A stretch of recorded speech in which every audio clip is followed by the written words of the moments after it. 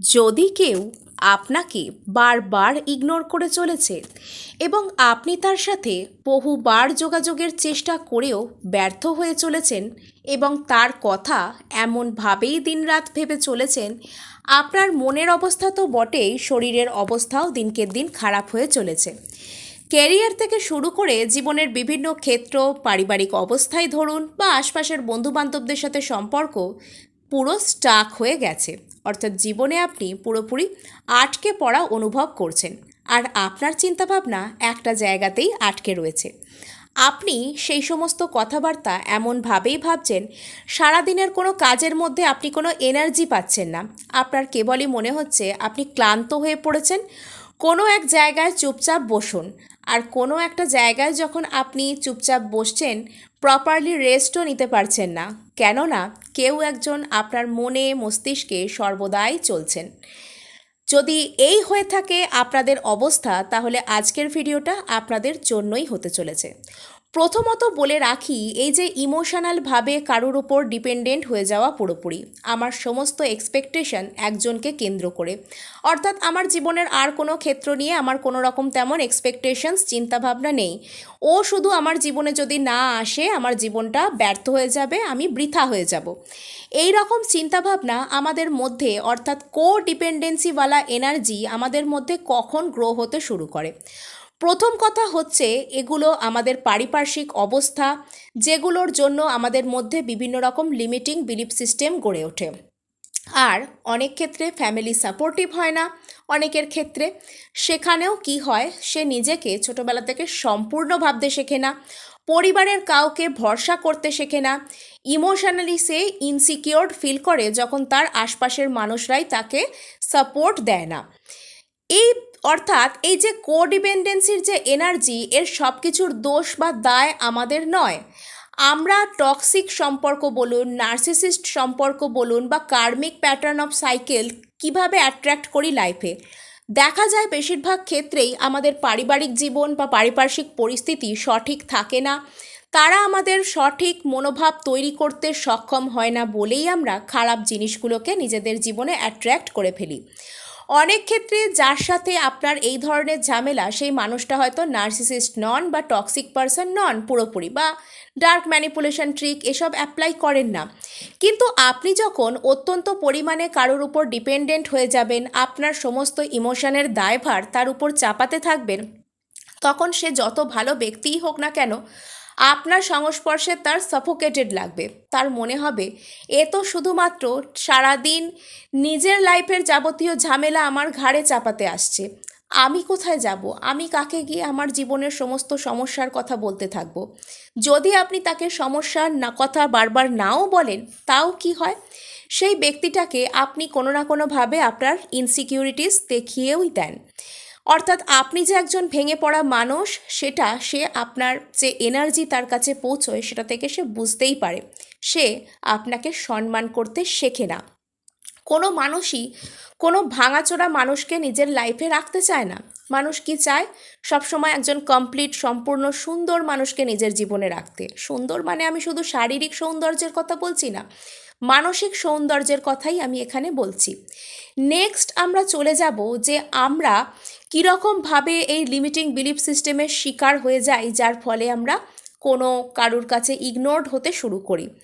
পারিপার্শ্বিক পরিস্থিতিতে সে ছেলেই বলুন বা মেয়েই বলুন, প্রত্যেককেই তার চাপ তার উপর এসে পড়ে। ফ্যামিলি সাপোর্টিভ হলেও কিন্তু এই সমস্ত পারিপার্শ্বিক যে পরিস্থিতি, তার যে আঘাত, সেটা থেকে আমাদেরকে সম্পূর্ণ বাঁচাতে পারে না। সাপোজ একটি ছেলেকে ছোটোবেলা থেকে বোঝানো হয় যে এটা তুমি যদি জীবনে না করতে পারো, তাহলে তোমার কোনো মূল্যই নেই, তোমার ফ্যামিলির কাছেও নেই। এবং ছোটোবেলা থেকে তাকে এমনভাবেই তৈরি করা হয় যে তার ফ্যামিলির কাছে, তার চেনা পরিচিত মানুষের কাছে সে যদি তার কোনো ইমোশন প্রকাশ করে ফেলে, তাহলে কি সে দুর্বল, সে ভীতু, সে জীবনে সফল হতে পারেনি বা পারবে না। এই ধরনের নানানভাবে তাকে সমালোচিত হতে হয়। একটা মেয়েকেও তাই। একটা মেয়েকে কি বলা হয়, যে ছোটোবেলা থেকে এটা শেখানো হয় যে যতক্ষণ না পর্যন্ত তোমার জীবনে কেউ একজন আসবে, তুমি কমপ্লিট নয়। অনেক এরকম মেয়ে হয়, তাদের ফ্যামিলি থেকেও তাদেরকে সাপোর্ট করা হয় না। কি করা হয়, সারাক্ষণই তাদেরকে এটা তাদের মাথার মধ্যে গেঁথে দেওয়া হয় যে যতক্ষণ না পর্যন্ত তোমার বিয়ে হয়ে যাচ্ছে তুমি ততক্ষণ পর্যন্ত তোমার লাইফে এটা করতে পারবে না, বেশি পড়াশোনা করে কি হবে, সেই তো বিয়েই করতে হবে, বা তুমি এই করতে পারো না ওই করতে পারো না, সেটা তার উপর চাপিয়ে দেওয়া হয়। ফলত কি হয়, সেই মানুষটা স্বাধীনতার খোঁজে হয় উশৃঙ্খল হয়ে ওঠে, যেটা তার নিজের জীবনের পক্ষেই ক্ষতিকারক, নয়তো বা তার সেলফ কনফিডেন্স এমনভাবে তলানিতে ঠেকে যে সে পুরো কুঁকড়ে যায়, নিজেকে সে প্রপারলি প্রকাশ করতে পারে না। আর একটা জিনিস হয়, সে এটার মধ্যে থেকে অপর একজন ব্যক্তির প্রতি এতটাই ডিপেন্ডেন্ট হয়ে যায় যে আমার তো কোনো রকম কোনো স্বপ্ন পূরণের জায়গা এখানে নেই, ওর মধ্যে দিয়েই আমি আমার স্বপ্ন পূরণ করব।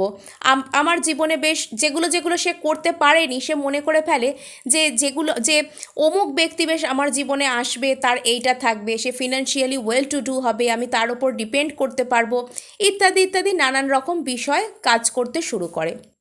ফলত এই বিষয়টা তার মধ্যে পুরো অবসেশন ক্রিয়েট করে ফেলে, সে এটার পিছনে দৌড়তে গিয়ে একজন ভালো মানুষকে জীবনে খুঁজে পায় না, অথবা খুঁজে পেলেও তাকে দেখে এমনভাবেই সে নিজের যে কন্ট্রোল সেটাকে হারিয়ে ফেলে, তার প্রতি সম্পূর্ণ এমনভাবেই নিমজ্জিত হয়ে যায়, অর্থাৎ ওই যে সেই চায়েতে বিস্কুট বেশিক্ষণ ডুবিয়ে রাখলে যেরকম ভেঙে পড়ে যায়, তার অবস্থাও সেরকমই হয়। সে এতটা পরিমাণে সেখানে ইনভেস্টেড হয়ে যায় যে অপর ব্যক্তিটা তার মূল্য ভুলে যায়। আমরা মূল্যহীন কখন হয়ে পড়ি, যখন আমরা নিজেদেরকে মূল্য দিতে ভুলে যাই। ইগনোরড আমরা তখনই হই যখন আমরা কাউকে আমাদের ইগনোর করার সুযোগ দিই। আমরা নিজেরা ইগনোর হই বলেই কেউ আমাদের ইগনোর করার সুযোগ পায়। যদি আমরা ইগনোর হওয়া বন্ধ করে দিই, যে আমাদেরকে ইগনোর করছে বারবার, তার এই যে সেলফ স্যাটিসফ্যাকশান, ইগো স্যাটিসফ্যাকশান, অর্থাৎ আমার পেছনে কেউ এমন দৌড়চ্ছে, ওকে এরকম বলি আমি রোজ, ওকে এরকম করি আমি রোজ, তাও ও আমার পিছনে দৌড়তে থাকে। এটা যখন তার সেই জায়গাটায় যখন আপনি ধাক্কা দিতে পারবেন যে না, আপনি ইগনোরড হন না, আপনি নিজের মূল্য বোঝেন, নিজেকে সঠিকভাবে ভালোবাসতে পারেন, অর্থাৎ যে মানুষ নিজেকে সঠিকভাবে ভালোবাসতে পারে সেই অপর একজন ব্যক্তিকে সঠিকভাবে ভালোবাসতে পারবে। একজন ভেঙে পড়া মানুষ অপর একজন মানুষকে শুধুমাত্র নিজের যে হেল্প, নিজের সাহারা, নিজের সাহায্য এটুকুই হিসাবে দেখবে, সে কখনো তাকে তার সাথে তার সমান, তার কাঁধে কাঁধ মিলিয়ে চলার যোগ্য এটা হিসেবে সে দেখবে না।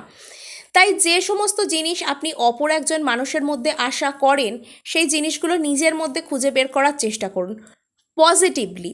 অর্থাৎ এটা আমার মধ্যে নেই বলে ভেঙে পড়ার মতন কিচ্ছু হয়নি, আজকে নেই কালকে হতে কতক্ষণ, চেষ্টা তো করে দেখি, অন্তত এটুকু তো করি নিজের জন্য, সেটাই করুন। নেক্সট আরেকটা কথা বলবো, যার কথা আপনি এত চিন্তাভাবনা করছেন তার কি আপনার জন্য কিচ্ছু আসছে যাচ্ছে, বা যারা যারা ভাবছেন আমার মনে হচ্ছে আমি যেন মরে যাই, আমি এই করে ফেলি, আমি সেই করে ফেলি, তাদেরকে একটা কথাই বলবো, যার জীবনে আপনি এতদিন ছিলেন বা এখন আপনি নেই, তার জন্য যে আপনি মারা যাওয়ার কথা ভাবছেন, তাহলে একটা কথা বলে রাখি, আপনি মারা গেলেও তার কিছু আসবে যাবে না। আপনি পাড়ার যে কুকুরটাকে একদিন বিস্কিট কিনে খাইয়েছিলেন, সেও আপনাকে মিস করলেও করতে পারে, বাড়ির লোক তো করবেই, কিন্তু ওই কুকুরটাও আপনাকে মিস করবে, কিন্তু যার কথা ভেবে আপনি নিজের এই ক্ষতিটা করবেন সে আপনাকে কখনো মিস করবে না। নিজের লাইফ একটাই, সেটার প্রতি ইনভেস্ট করুন নিজেকে, লাইফের প্রতি নিজেকে ইনভেস্ট করুন। কোনো একজন মানুষকে নিজের প্যাশন না বানিয়ে, অবশ্যই জীবনে কারোর কোনো শখ থাকবে, হবি থাকবে, প্যাশন থাকবে, ভালো লাগা থাকবে, সেই সমস্ত ক্ষেত্রগুলোকে একটু ভাবুন, দেখবেন জীবন কত সুন্দর, কত পজিটিভ। আর সেই পদ্ধতি আপনার জীবনে আপনার যে ভালোবাসার মানুষ তাকে নিয়ে আসবে, আপনাকে কষ্ট করে মিস করতে হবে না বা কোনো কিছু করার দরকার নেই। পজিটিভ থাকুন, ঈশ্বরকে থ্যাঙ্কস দিন এই সুন্দর জীবনের জন্য, জীবন প্রত্যেকের সুন্দর, আর ব্যাস নিজের কাজে লেগে পড়ুন, দেখুনই না কি হয়। একটু অন্যরকমভাবে বেঁচে দেখাই যেতে পারে। আমরা কেন সবসময় নিজেদের ক্ষতির কথা ভাববো বা কারোর জন্য জীবন ব্যর্থ হয়ে গেল ভাববো, আমরা নিজেরাই নিজেদের জীবনকে যখন সফল করতে পারি। আজকে এটুকুই, দেখা হচ্ছে নেক্সট ভিডিওয়, ধন্যবাদ।